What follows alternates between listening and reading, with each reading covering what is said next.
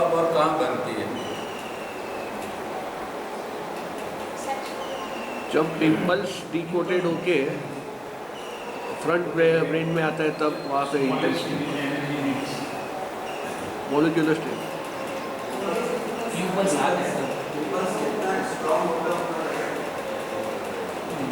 वो तब बराबर है। इंटेंसिटी तो उसका हम शब्द का मतलब जानते हैं कि भाई कुछ होता है तो इंटेंसिटी कुछ प्रकट होती है। सभी दो कार है, दो कार आपस में भिड़ गई, क्या हो तभी एक्सीडेंट हुआ तो जितनी इंटेंसिटी से वो भिड़ेगी उतना ज़्यादा उसका इम्पैक्ट आएगा।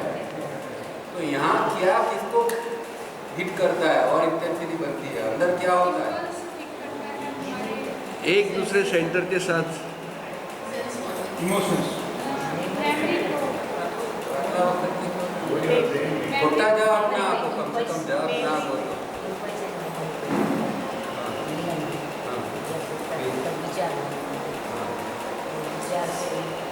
अरे कहाँ क्या कौन सी दो चीज टकराती है जिसके कारण इम्पल्स और मेमोरी पैटर्न से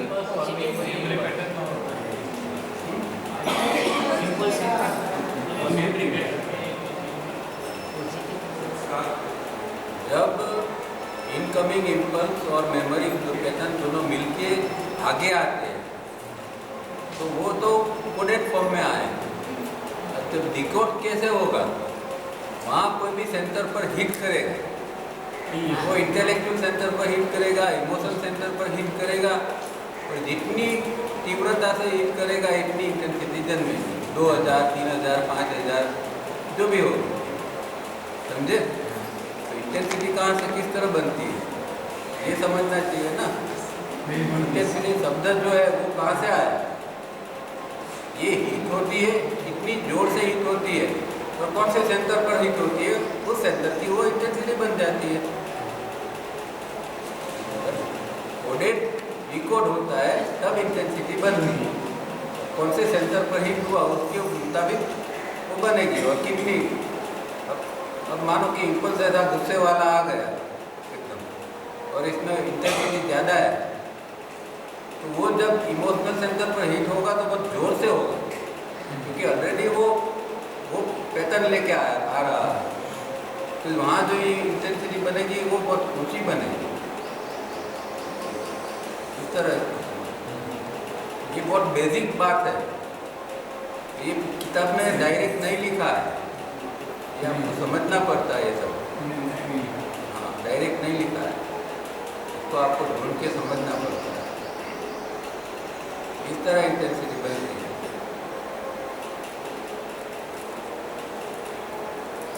डायग्राम 2 में क्या आएगा?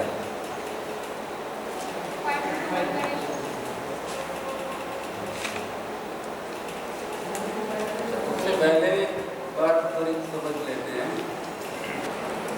डायग्राम 1 के अंदर एक ऑप्टिमिटी बनती है।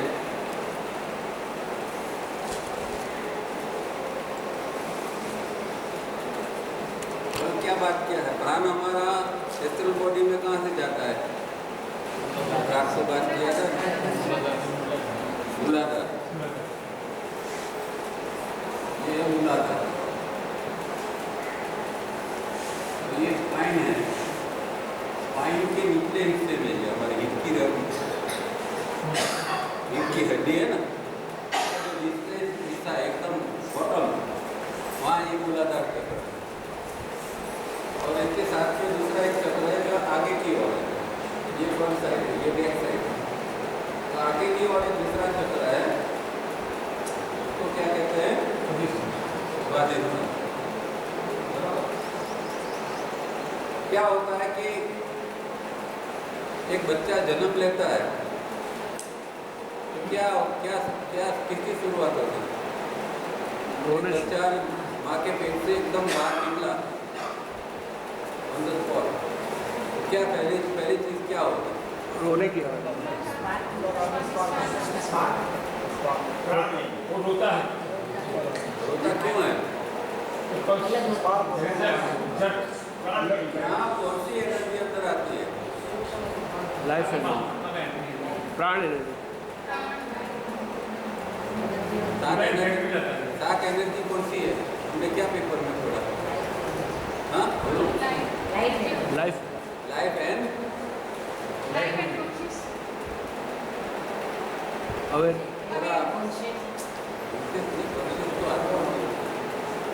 कौन सी एनर्जी अंदर आती है? बच्चा जन्मता है, बच्चा अभी आया, कोई चीज जन्मी तो क्या शुरू होगा? जीवन शुरू होता जीवन। है ना, चाहे वो इंसान का बच्चा हो या प्राणी का बच्चा हो, जब वो बाहर आता है तो जीवन चालू होता है ना। तो जीवन कैसे चालू होगी? कोई एनर्जी तो अंदर आनी चाहिए। तो कौन सी एनर्जी आएगी? लाइफ। तो मूलाधार से लाइफ एनर्जी अंदर आती है जन्म के समय, बराबर। अब लाइफ की एनर्जी आई, दूसरे जीने के लिए दूसरी कौन सी एनर्जी चाहिए? वही समय से अवेयरनेस। दूसरी energy awareness.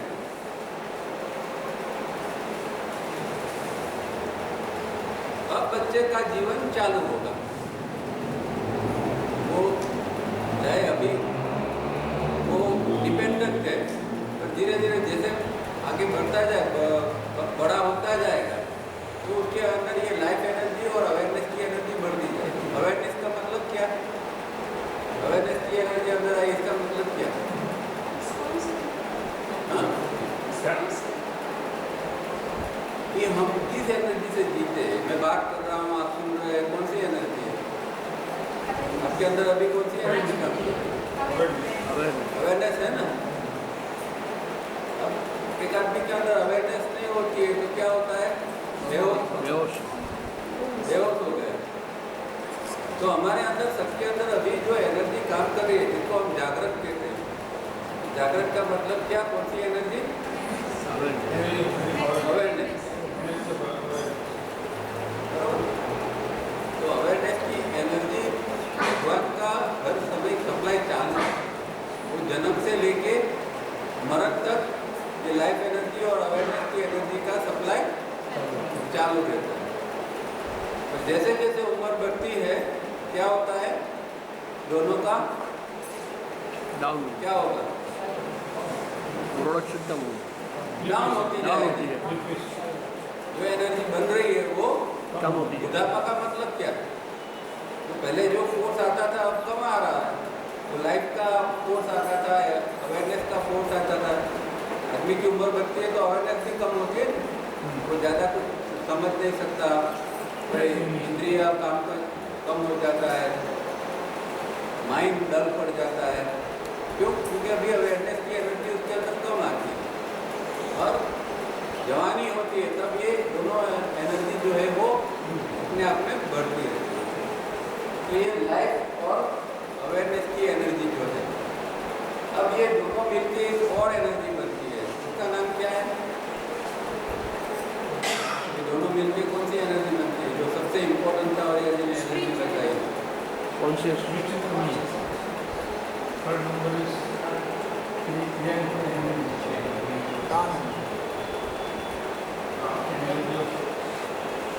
Energy of conscious. ये दो इम्पोर्टेंट एनर्जी बन के तीसरी बनेगी तो इससे भी इम्पोर्टेंट बनेगी। एनर्जी ऑफ कॉन्शियस में, हाँ, EEC, energy of essence of conscious. Conscious. तो कहे सादी भाषा में कि सत्व की ऊर्जा। एसेंस मतलब सत्व, सत्व की ऊर्जा। ठीक है? तो ये दोनों मिलके जो एनर्जी बनती है वो सबसे इम्पोर्टेंट एनर्जी है। उसको essence of energy of essence of consciousness. अब इसकी जो डिग्री है, तो जब हमारे अंदर जो बनती है शुरुआत में वो थर्ड ग्रेड की, फिर जब योग करते हैं तो सेकंड ग्रेड की बनती है, और फिर लास्ट में फर्स्ट ग्रेड की भी बनती है। तो यहाँ ये थर्ड ग्रेड की है।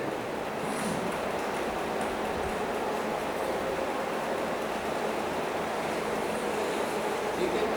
तो ये डायग्राम 1 के अंदर ये थर्ड ग्रेड की बनेगी। तो मैंने क्यों अभी बताया, क्योंकि ये डायग्राम के साथ रिलेटेड, ये तो सब कॉमन है, पांचों में आएगा डायग्राम, मूलाधार स्वाधिष्ठान और ये एनर्जी का। तो ये जो है ये एनर्जी थर्ड ग्रेड की खाली डायग्राम बनने में, जब डायग्राम 2, 3 में जाएंगे तो ये एनर्जी पूरी चेंज होती जाएगी। ये एक बेसिक स्ट्रक्चर है। अब जो हम बात करते थे तो वो एक बात साथ में वो यहाँ रिलेटेड नहीं है, पर जब बच्चा माँ के पेट से बाहर आता है तो क्या होता है, दूसरे ये क्यों एनर्जी आई और क्यों बच्चा रोया, उसका मेन कारण क्या है? मूलाधार स्वादिष्टान का स्पार्क। कारण स्पार्क क्यों होता है? मूल बात करो ना, लाइफ आती है। लाइफ क्यों आए? पाना सबको जवाब आपको नहीं तो ना बोलो, ખોટા જવાબ ના આપો મહેરબાની કરી, આવડતું હોય તો બોલો, અને કેમ નથી આવડતું એ મને 1000 વાર એટલા 170 લેક્ચર આપ્યા છે, એમાં 1000 વાર આ બધી વાતો થઈ છે, અને છતાં તમે કોરાને કોરા જ આવો છો. શું અંદર દાખલ થાય જ્યારે બાળક જન્મે છે ત્યારે સૌથી ઇમ્પોર્ટન્ટ વસ્તુ ભગવાન આત્મા દાખલ થાય છે એટલું એ બી મારે કેવું કરું. બધા આપણે ઘૂસીએ જ અંદર જે વખતે આત્મા તરીકે ક્યારે शरीर बाहर जब बच्चा का शरीर बाहर आता है तो आत्मा दाखल, आत्मा माँ के पेट में नहीं जाती. जब बच्चा अंदर होता है तब आत्मा अंदर नहीं होती है, ये इसकी कंडीशन है. जब बच्चा बाहर आएगा तभी आत्मा अंदर जाएगा, दाखिल होती है. अब आत्मा दाखिल हुई तो सब एनर्जी को कामकाज के लिए आना पड़ेगा, फिर ये आएगी वो आएगी, बाद में सब बात. और क्योंकि बच्चा रोता है, डॉक्टर कहेगा कि उसका वो अभी पहला ब्रेथ चला इसलिए उसने रोया. हकीकत में जब आत्मा आती है उसके साथ में या मूलाधार स्वादिष्टान में एक स्पार्क होता है, और स्पार्क के कारण बच्चा रोता है तभी इसका जीवन शुरू हो. आवाज फैन बंद कर दो. पहले आत्मा आती है, फिर लाइफ आता है, फिर अवेयरनेस आता है. तो सब एक के पीछे, वो तो फ्रैक्शन ऑफ सेकंड में हो जाता है. तो यहाँ हम ये नहीं कर सकते ये भी आया ऐसा कोई गिन नहीं सकते. तो एक के बाद एक फटाफट एक बॉस आ जाता है तो उसके साथ में आ जाते हैं ना सब. तो आत्मा आ गया, सबको आना पड़ेगा.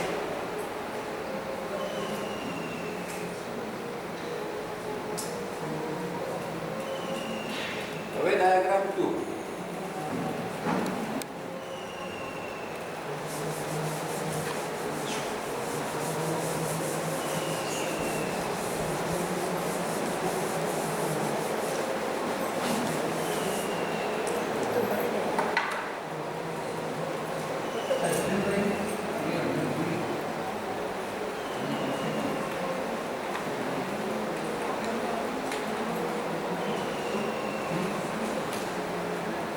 यहाँ क्या रहेगा रेशियो 5000.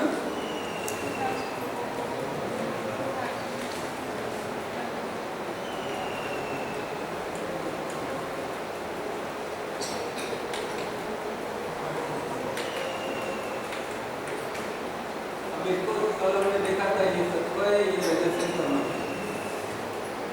अब जो कल का रेशियो था, रेशियो था 2482.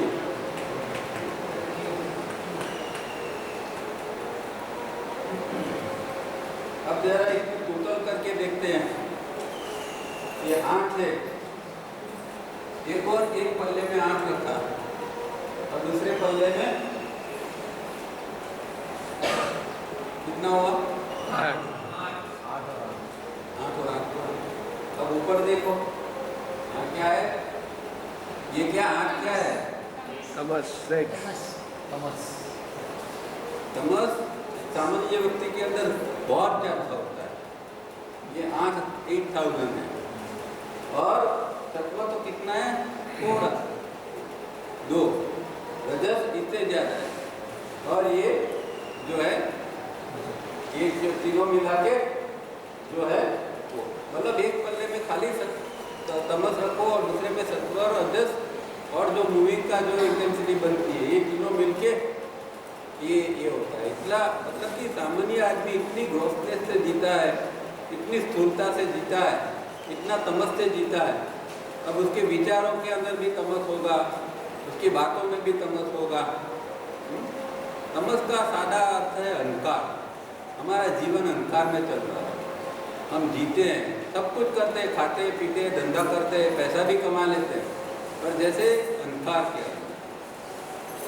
और सत्व जो है उसको क्या कहते हैं? प्रकाश। प्रकाश।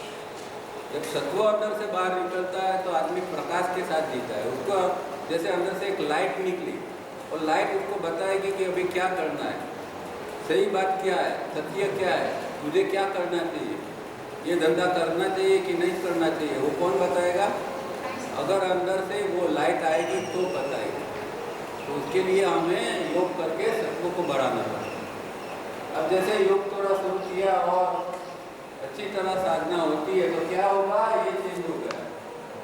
यहाँ क्या था? सत्व लो था, यहाँ क्या हो गया? और रजस जो इतना ज्यादा था वो क्या हो गया? कम हो गया।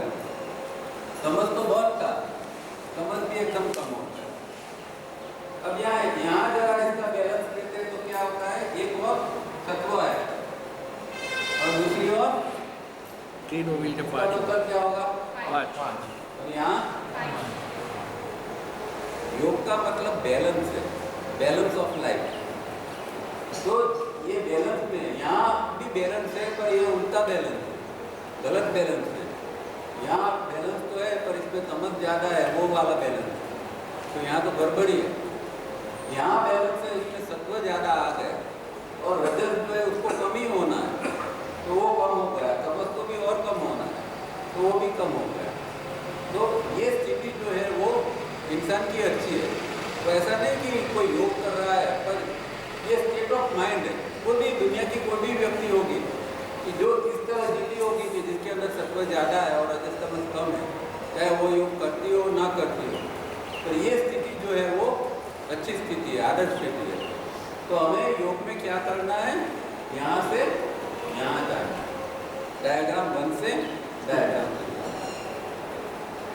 अब यहाँ भी प्रॉब्लम क्या है? ये सामान्य व्यक्ति है जो कुछ योग नहीं कुछ कर रहा है, ये अभी थोड़ा योग साधना वगैरह ध्यान वगैरह कुछ करता है, थोड़ा उसको इंस्ट्रूमेंट की है। अब इसका भी एक प्रॉब्लम भी है। इसका प्रॉब्लम क्या है? स्टेबल नहीं, नीचे जा सकता है। हाँ, मूविंग बहुत कम है। नहीं मूविंग कम है, उससे कोई चिंता नहीं, मूविंग कम में तो कम ही होता है। फिर से वो 2482 की तरफ जा सकता है। लेकिन ये अप एंड डाउन करेगा। फ्लक्चुएशन। अब यहाँ प्रॉब्लम क्या है कि ये साधक तो है, अच्छा है, पर अभी इसमें स्थिर नहीं बना है। इसकी ये मेंटालिटी जो है वो स्थिर नहीं है कि अभी सत्व में तो सत्व में ही रहेगा, चाहे कुछ भी हो जाए, गलत हो जाए तो भी वो सत्व से नीचे नहीं उतरेगा। ऐसा अभी नहीं है, क्योंकि वो अभी थोड़ा उसका काम चालू है अंदर का, तो कुछ गड़बड़ नहीं है तो ये स्थिति बनती है। अभी कुछ अंदर गड़बड़ हो गई तो फिर वापिस वो नीचे आ जाता है। तो ये स्थिति जो है वो फ्लक्चुएशन की है। उसको क्या कहते हैं? अनएस्टैब्लिश।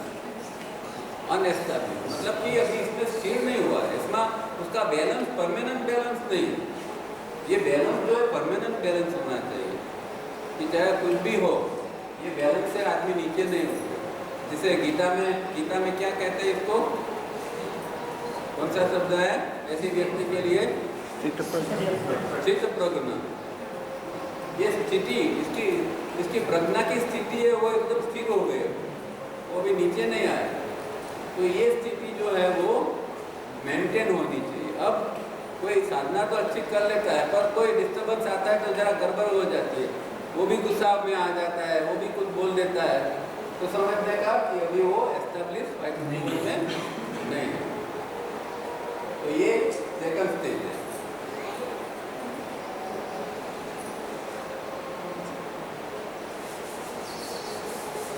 अब यहाँ energy of essence of consciousness कैसी होगी? थर्ड ग्रेड की देखी थी ना पहले में। यहाँ यहाँ कोई क्रोध।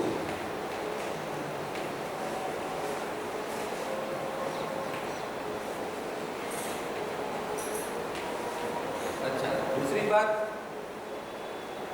हमारे अंदर 3 प्रकार की विल है। विल का मतलब, विल मतलब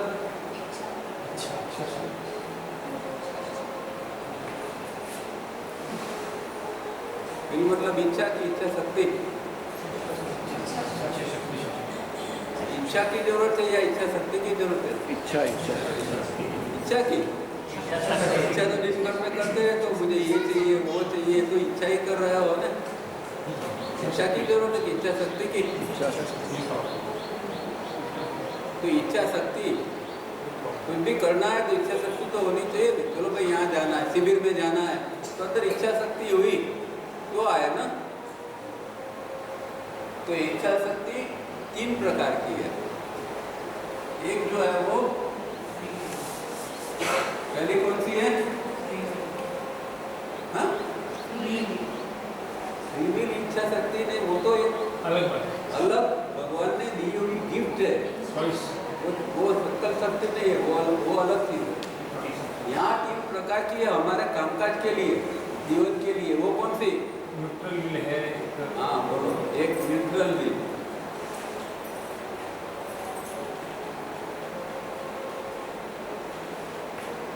न्यूट्रल विल मतलब गाड़ी आप न्यूट्रल में रखते हो तो क्या होता है? आगे बढ़ेगा होती है ना। जिस आदमी के अंदर न्यूट्रल विल होती है तो वो क्या हो, उसका क्या होगा? दिमाग कामकाज के लिए तैयार नहीं होता है, आलसी जैसा।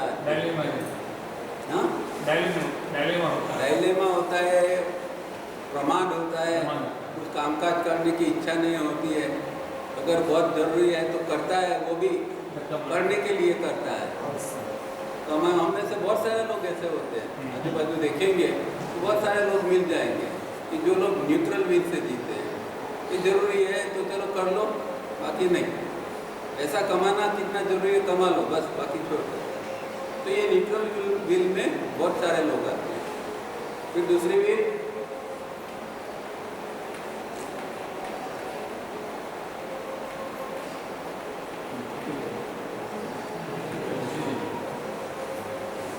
दूसरी विल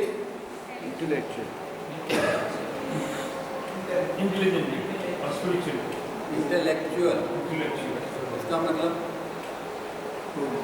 वो व्यक्ति का लक्षण क्या होगा? हाँ? बुद्धिवादी होगा। तर्कवादी होगा, तर्क।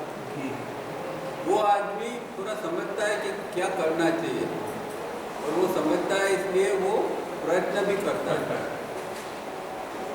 तो पहले वाला तो प्रयत्न ही नहीं करता है, दूसरा वाला में इतना फर्क पड़ा कि उसको जब लगता है कि ये करने जैसी चीज़ है तो वो करता है, थोड़ा प्रयत्न करता है, पर इतना भी नहीं कि 100% सक्सेस होने के लिए जो करना चाहिए ऐसा भी नहीं।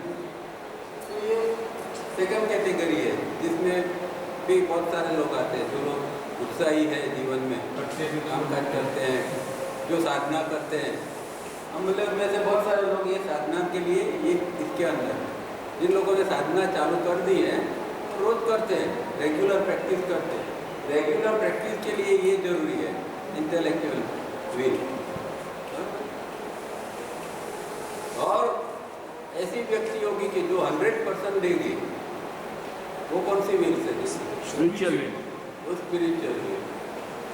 तीसरी है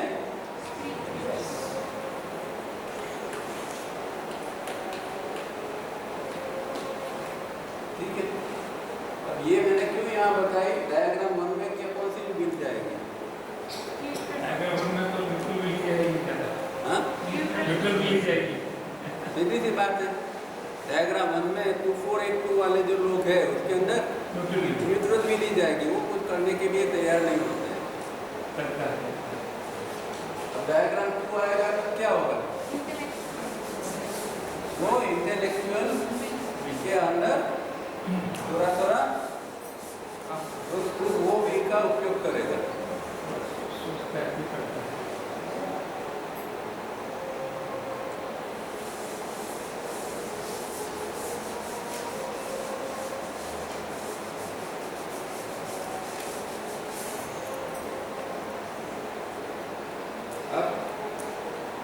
तीसरा डायग्राम आता है, उसको क्या कहते हैं?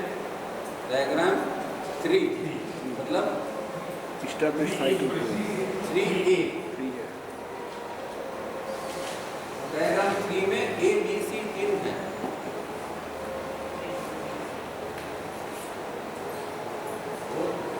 वो तो स्ट्रक्चर तो वही रहेगा, ये स्ट्रक्चर तो सबके अंदर है। अब यहाँ इसका क्या रेशियो होगा? Establish 5 to 2 सेट को ही देगा 5 to 2 और 10 देगा।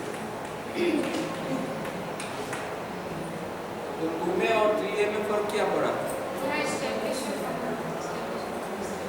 इसमें अभी ये व्यक्ति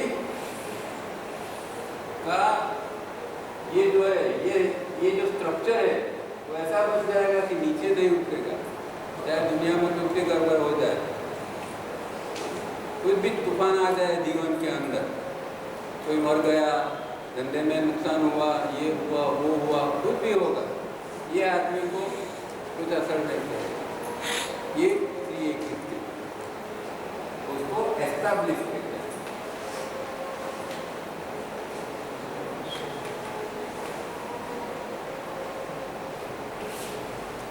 ये व्यक्ति 3A के अंदर एक्चुअली चित्रपट नहीं है, 2 वाला नहीं है, 3 वाला, क्योंकि 3 वाला जो है वो फ्लक्चुएट है।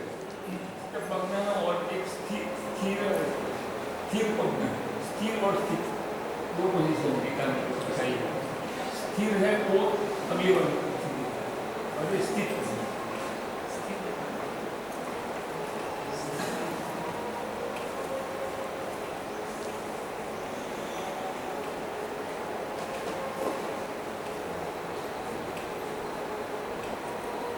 अभी यहाँ थोड़ा और बात कॉम्प्लिकेटेड आएगी। अच्छा, यहाँ energy of essence of consciousness कैसी होगी? ग्रेड उसका सेकेंड ग्रेड हाँ, grade first grade. First grade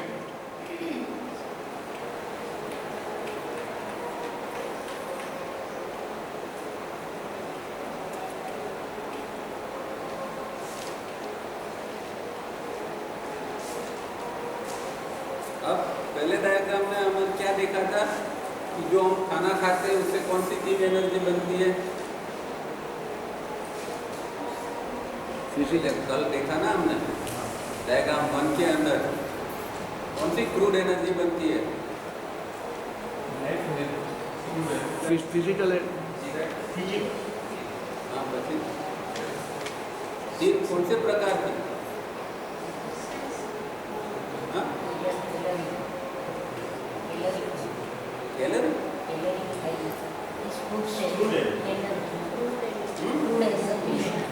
crude शब्द किसके साथ जुड़ा होता है? हमेशा तावड़े जी लिखते रहते हैं Physical. ये एनर्जी क्रूड है, ये एनर्जी क्रूड है। फिजिकल और हम एनर्जी जीते हैं वो क्रूड एनर्जी से। कौन सी क्रूड एनर्जी? हाँ,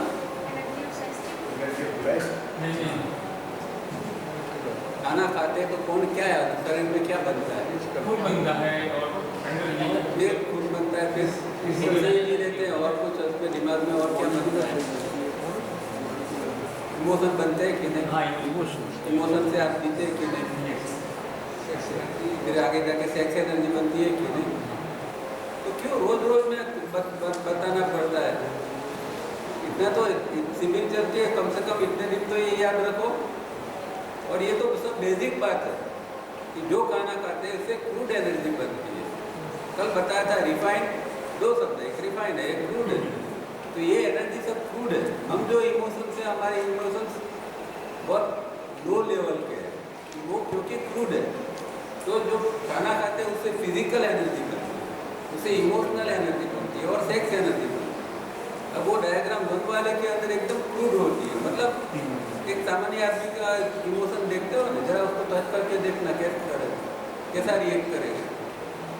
जरा टच करके देखना उसको, जरा 1-2 शब्द गलत बोल देना, सामान्य क्या कैसा रिएक्ट करेगा? क्यों? क्योंकि इमोशन इसके रिफाइन नहीं हुए, उसके अंदर से इमोशंस को भी गुस्सा का, मारने का, पीटने का, कोई भी उसके अंदर से इमोशन बाहर आ जाएगा। क्यों? क्योंकि वो क्रूड है। तो तो ये अंडरस्टैंडिंग रखो, ये कोई टोटे की तरह ये कोई ये करने की जरूरत नहीं। ये आप अंडरस्टैंडिंग आपके अंदर आएगी तो ये सब समझ में आएगा कि हाँ मैं खाता हूँ तो इससे ये बनता है, तो मेरे अंदर भी इस तरह के क्रूड इमोशंस है कि नहीं। ये सब हमारी बात है, ये कोई फिलोसॉफी नहीं है, कोई आत्मा परमात्मा की कोई गुप्त बात नहीं है, ये जो हम जी रहे हैं इसकी बात है। तो ये अब जब ये स्टेट चेंज होता है तो ये एनर्जी सब रिफाइन होती है। अब जिसको हम सन कहते हैं तो वो गुस्सा नहीं करता, क्यों नहीं करता? इसका मतलब क्या हुआ? इमोशंस रिफाइन हो गए, अब वो रिएक्ट नहीं करेगा क्योंकि रिफाइन हो गए। हमारे अंदर वो क्रूड विपरीत फॉर्म में है क्योंकि हमने काम नहीं किया है, उसको रिफाइन नहीं किया है। तो वो जो है वो अभी ये सब एनर्जी रिफाइन होती जाएगी, तो व्यक्ति का चारित्र ही अलग होगा।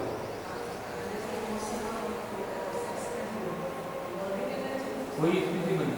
हाँ, वो तो बहुत सारी एनर्जी बनती है, पर ये बेसिक एनर्जी है। जीने के लिए व्यक्ति के अंदर फिजिकल एनर्जी चाहिए, संबंध के लिए इमोशनल एनर्जी चाहिए। इमोशनल एनर्जी है तो हमारे संबंध होते हैं, और ये संसार को चलाने के लिए सेक्स एनर्जी चाहिए। ये तीन एनर्जी बेसिक चाहिए।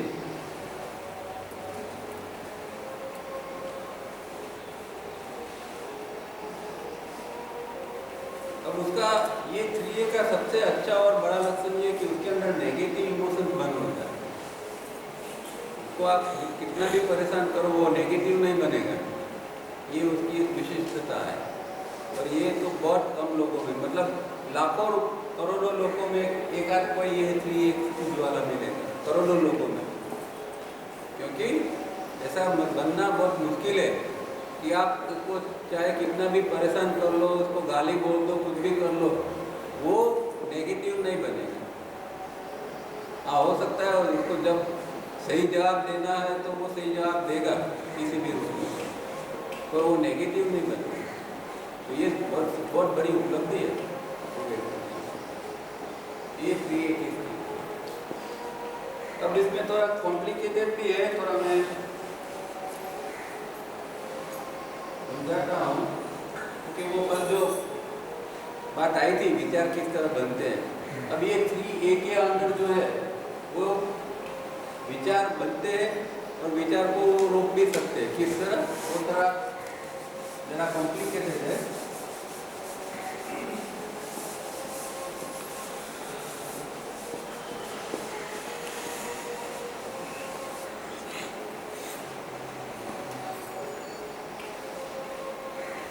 अब हमारे अंदर हर क्षण क्या आता है? लाइफ, शब्दों को पकड़ के ही बैठे रहते हैं, आगे का सोचते जाओ। लाइफ आता है, हर समय क्या आता है अंदर? प्राण, लाइफ। वो सब है क्या? Original energy. एनर्जी क्या है?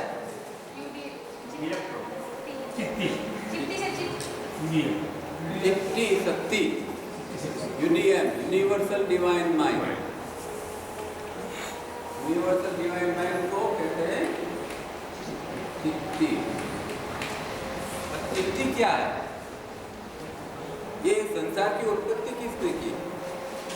कौन से मटेरियल से ये पूरा संसार बना? संसार मतलब ये खाली हम देख रहे हैं वो नहीं, तो नहीं देख रहे हैं ऐसा भी संसार है। वाइब्रेशन, हाँ, वाइब्रेशन इसको कहते हैं भू भुव स्व, तीन संसार है, बरोबर? तो कौन सी शक्ति से बना? हाँ? चित्ती शक्ति। चित्ती शक्ति जिसको हम हमारे सादी भाषा में हम देवी शक्ति कहते हैं, माता जी कहते हैं, हम उपासना करते हैं शक्ति की उपासना। तो शक्ति की उपासना, शक्ति कौन है? ये शक्ति है ओरिजिनल। एक है शिव और एक है शक्ति। ये शिव जो है वो कुछ करते नहीं है, इसको क्या कहते हैं? अकर्ता। ऐसे हमारे अंदर कौन है? शिव, आत्मा। तो आत्मा कुछ करता है हमारा अंदर, तो आत्मा अकर्ता है। सृष्टि के अंदर शिव अकर्ता है। तो अभी सृष्टि का कुछ कारोबार तो किसी को चलाना तो पड़ेगा। तो शिव ने क्या किया? अपने अंदर से एक शक्ति का निर्माण किया, अपनी शक्ति दूसरी चीज बनाई अपने से, वो क्या हो गई? चित्ती। वो शक्ति को चित्ती शक्ति है। तो शिव और शक्ति, तो ये जो पूरा संसार बनाया ये शिव ने नहीं बनाया, ये शक्ति ने बनाया। इसलिए हम शक्ति की पूजा करते हैं। और शिव को प्राप्त करना है तो शक्ति के बिना प्राप्त नहीं कर सकते, मतलब कि ऊर्जा के बिना हम साधना नहीं कर सकते। तो ऊर्जा चाहिए, मतलब शक्ति, शक्ति द्वारा हम शिव के तक पहुंच सकते हैं। तो ये चित्ती है, वो हर क्षण हमारे अंदर इम्पल्स के रूप में, प्राण के रूप में, अलग अलग रूप में आते रहते हैं। और क्या बनता है हमारे अंदर, क्या बनता है? फिर से बोलिए, इसका कॉमन वर्ड क्या है इसके रिलेटेड? चित्ती से क्या बनेगा? चित बनेगा।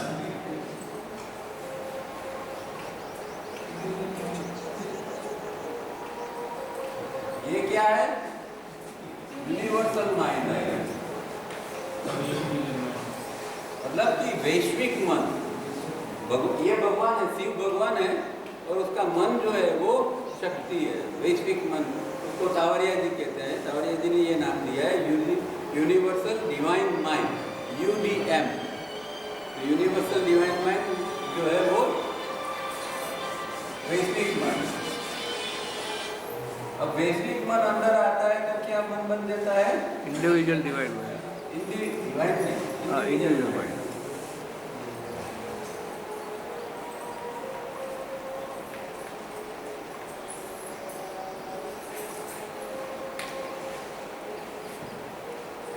अब ये हमारे विचारों के फैक्ट्री वगैरह सब चालू हो गई, इंडिविजुअल माइंड बना, इसीलिए विचार की फैक्ट्री, ये ब्रेन काम करता है। इंडिविजुअल माइंड का काम क्या है?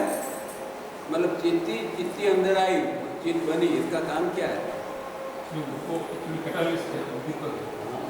बराबर है। तो कैसे? हम विचार करते हैं, सब कुछ करते हैं, वो किससे करते हैं? ब्रेन। ब्रेन। तो ये ब्रेन फिजिकल है।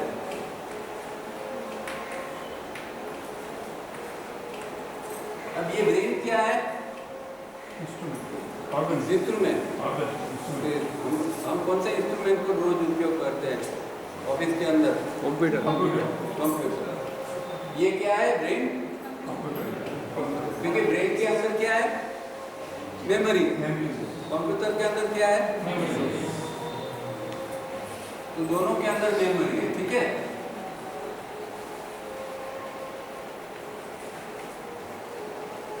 अब कंप्यूटर ऐसे लैपटॉप कपबोर्ड में डाल के रखा है तो वो चालू हो जाएगा। चालू होने के लिए मेमोरी को एक्टिव करने के लिए क्या चाहिए? सप्लाई चाहिए ना। हाँ, तो कंप्यूटर चालू होता है। अभी ये ब्रेन को कौन से सप्लाई देंगे कि ब्रेन चालू हो जाए? चित्ती का। ये चित्ती जो अंदर आ रही है शक्ति हर क्षण, वो ब्रेन में जाती है और इसलिए ब्रेन काम करता है। ये तो एक डेड आदमी है, इसका ब्रेन तो अच्छा है, तो क्यों काम नहीं कर रहा है? उसके अंदर भी मेमोरी अभी भी पड़ी है। जो तुरंत मरता है वो सब तुरंत खत्म नहीं हो जाता है, सब कुछ ठीक ठाक है, पर क्या नहीं अंदर है? चित्ती शक्ति अंदर है। ये लाइफ एनर्जी सब चित्ती का ही भाग है। तो चित्ती शक्ति जो है वो आनी अंदर बंद हो गई तो आदमी मर गया, बरोबर। अभी चित्ती शक्ति आई तो चित्ती शक्ति क्या करेगी? उसको, इसका मतलब क्या, वो लाइट देगी, उसके ऊपर लाइट फेंकेगी ब्रेन के ऊपर, तो ब्रेन काम करना चालू होता है। ये नॉर्मल होता है। अब गड़बड़ी क्या हो जाती है? ये जो चित्त जो है उसको खाली काम लाइट फेंकना था, अब वो जरा शाना बन के इसके साथ घुस जाता है। इसको क्या कहते हैं? Identification, involvement, identification. इसको न्यूट्रल रहना है, मतलब कि इसने लाइट दे दिया, ब्रेन को काम करने देना है। ब्रेन को पता है क्या काम। कंप्यूटर को तो हम सिखाते नहीं हैं, कंप्यूटर बना दिया, उसको खाली सप्लाई देते हैं ना, फिर तो हम जो काम करना है वो काम कर सकते हैं ना। तो ब्रेन कंप्यूटर जैसा ही, ब्रेन को पता है मुझे क्या सोचना है, क्या काम करना है, क्या डिसीजन लेना है। पर गड़बड़ी क्या होती है, इन्वॉल्व हो जाती है, चित्त जो है वो चिपक जाता है। चिपक जाती है। अब ये एग्जाम्पल संसार में किस तरह होता होगा, ये तो हम सब थियोरेटिकल बात हो गई। अब संसार में क्या होता होगा, ये ब्रेन और चित्त किस तरह काम करते हैं, कोई एग्जाम्पल तो दो। जैसे कोई आम का पेड़ देखते हैं तो चिपक जाते हैं, आइडेंटिफाई हो जाते हैं। नहीं, आइडेंटिफाई मतलब क्या होता है, आइडेंटिफाई ये शब्द तो हम बोल देते हैं, क्या होता है एक्चुअली रिएक्शन, हाँ? रिएक्शन देखो क्या होता है, रिएक्शन भी शब्द है, आइडेंटिफाई वो नहीं होता। हाँ, वो समझ लगते हैं, वो खुद ही आइडेंटिफिकेशन का मतलब लगाव, चिपक जाना। पक जाना। पसंद ना पसंद। क्या होता है कि आइडेंटिफिकेशन कहाँ होता है, जब लगता है ये मेरी चीज़ है, ये मेरा फैमिली है। अभी कोई आदमी मेरे फैमिली के बारे में कुछ भी कहेगा तो क्या होगा, दुख होगा। दुख क्यों हुआ, क्योंकि मैं मेरे फैमिली के साथ चिपका हुआ हूँ, मैं इससे अलग नहीं हूँ, मैं चिपका हुआ हूँ। तो मेरे फैमिली के बारे में कोई भी कुछ कहेगा तो मुझे बुरा लगे। तो ये तो एक फैमिली एग्जाम्पल, हर चीज़, ये मेरी पेन है, ये मेरी साइकिल है, ये मेरी ये है, ये वो है, हर एक चीज़ के साथ हम चिपके हुए हैं और संबंधों के अंदर भी चिपके हुए हैं। तो जहाँ चिपकते हैं वहाँ दुख होता है, ये ब्रेन को काम करने देना है। अब जब चिपक गया तो दुख निश्चित है ही। जिसको हम प्रेम कहते हैं, हकीकत में प्रेम जैसा कुछ नहीं, ये चिपकना है। रियल प्रेम तो बहुत दूर की बात है। ये चिपकते हैं अलग होते हैं, चिपकते हैं अलग होते हैं, तो सुखी होते हैं, दुखी होते हैं, सुखी होते हैं। जब चिपकते हैं तो अच्छा लगता है, तो सुख सुख लगता है। जब फिर अलग होना पड़ता है तो दुख दुख लगता है। कोई प्रेम प्रेम कुछ नहीं, यही है identification, non identification. Identification real चीज क्या है, क्या होगा, आइडेंटिफिकेशन की विरुद्ध की चीज क्या है, क्या शब्द है, डिटैचमेंट। Identification attachment. जी, आइडेंटिफिकेशन जो है ना, आपने कहा देख के हम चिपक जाते हैं, क्या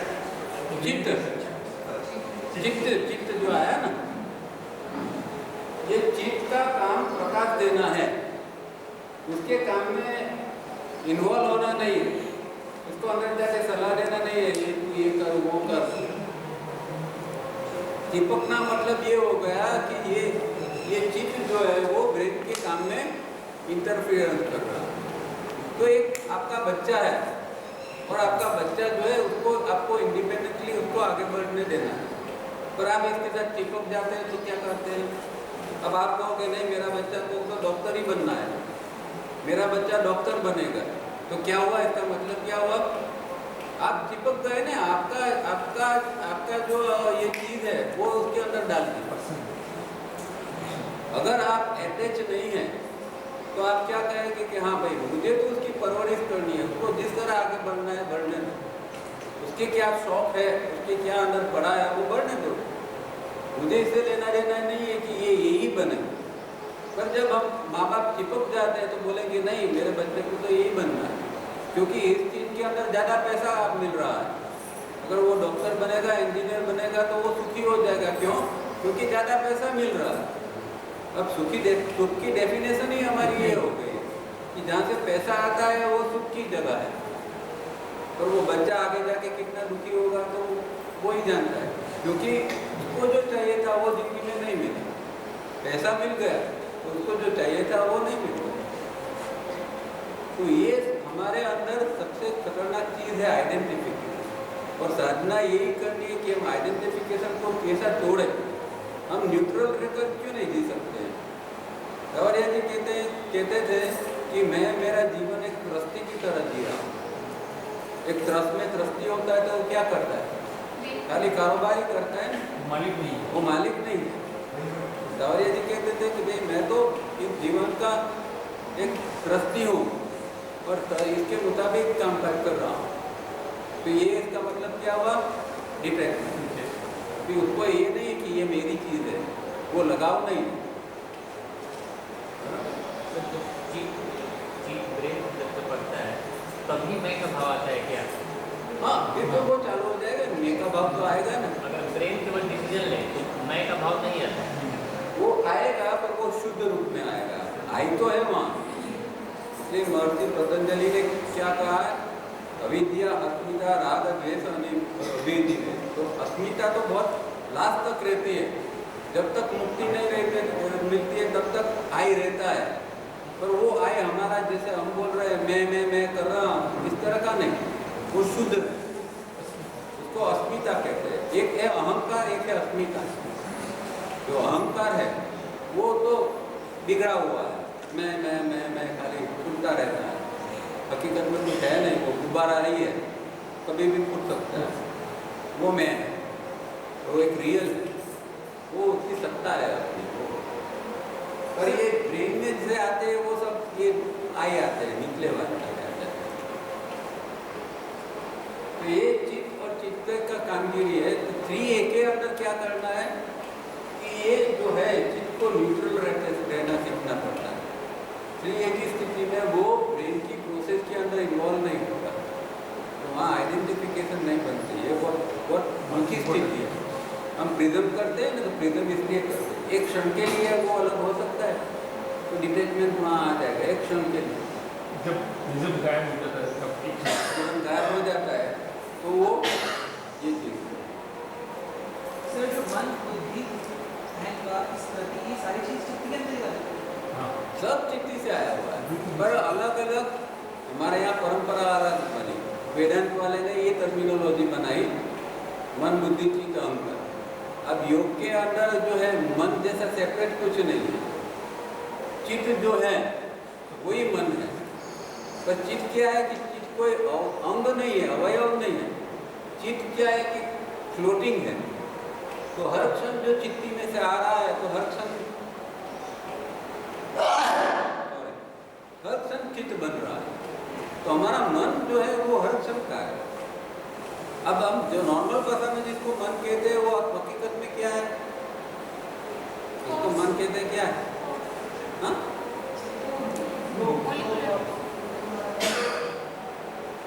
यहाँ क्या है? मन मतलब मेमोरी, मन मतलब जिसको हम मन कहते हैं वो मेमोरी है। और जो हकीकत में जो मन है या जो चित्त है वो तो ये फ्लो हो रहा है, और जो चीज फ्लो हो रहा है वो मेमोरी का उपयोग करता है। और नॉर्मल भाषा में हम मन कहते हैं। अब दूसरी तरफ गलत टर्मिनोलॉजी का उपयोग करते हैं। जब हम ध्यान करते हैं तो क्या कहते हैं? ध्यान ध्यान में क्या भटकता है, क्या कहते हैं? मन भटकता है, मन तो क्या भटकता है? विचार हाँ, विचार भटकता है, मन भटकता है, ऐसा बोलते हैं। बोलते हैं ऐसा। अब मन भटक सकता है, जो हर क्षण अंदर आ ही रहा है वो कैसे भटके? तो भटक कौन रहा है? ये ब्रेन और मेमोरी। क्या बोलना चाहिए? मेरा दिमाग भटक रहा है, मेरा मन भटक रहा है, ये सही नहीं है। मेरा दिमाग भटक रहा है मतलब दिमाग के अंदर की मेमोरी जो है वो भटक रही है। तो हम शब्द भी गलत यूज करते हैं। एक बच्चे को कहते हैं कि भाई पढ़, ध्यान लगा के पढ़, तो क्या है? तो ब्रेन की मेमोरी है, उसका उपयोग करने के लिए कहते हैं भाई तू ध्यान लगा के पढ़। तो वो कोई ध्यान अंदर का ध्यान नहीं है, ये जो है उसका अटेंशन की क्वालिटी, उसका उपयोग करना है, वो चीज़ है। ठीक है, तो 3A की स्थिति के अंदर ये जो चित्त जो है वो न्यूट्रल रहना सीख जाता है। तो ब्रेन अपना काम करता है, तो ये सिस्टम सुपरली चलती है। अब आप कंप्यूटर को ये अपना काम करने देंगे और कुछ छेड़खानी नहीं करेंगे तो कंप्यूटर अच्छी तरह काम करेगा। पर छेड़खानी करोगे उसके अंदर कुछ और पुलट करते जाओगे तो कंप्यूटर बंद हो जाएगा या फिर रिजल्ट नहीं बताएगा, फेल हो जाएगा। ये प्रॉब्लम है हमारे अंदर, ये एक प्रकार का शॉर्ट सर्किट है हमारे अंदर। ब्रेन में शॉर्ट सर्किट होता रहता है क्योंकि ये चित्त का इन्वॉल्वमेंट, ये अंदर की प्रोसेस। तो जीवन में क्या करना है, दो चीज़ें कि हम जीवन में चिपके नहीं, हमारी ड्यूटी निभाए। हमारा फैमिली है तो फैमिली के लिए जो करना है वो कर, पर इसके साथ चिपकना नहीं। चिपकोगे तो दुखी होगे, बराबर। ड्यूटी निभाओ, अपने लिए जो बेस्ट करना है वो बेस्ट करो, तो चिपको मत। ये बाहर का, और अंदर यही प्रोसेस साधना से जैसे तीर्थ आगे बढ़ता जाएगा तो ये धीरे धीरे ये चित्त न्यूट्रल रहना सीखेगा।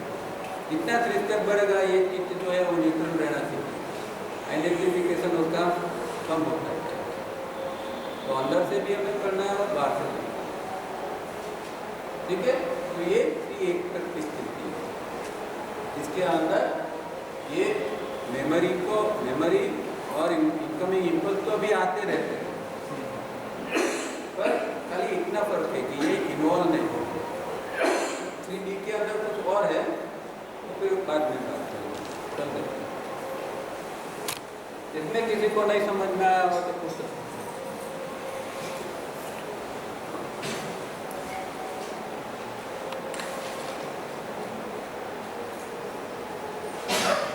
ये आपको पता है, एक बार सुनोगे तो नहीं समझ में आ जाएगा, ये इतना आसान नहीं है। हम 25 साल से ये सब सुनते हैं, पढ़ते हैं, तो अभी धीमे धीमे दिमाग में बैठ रहा है।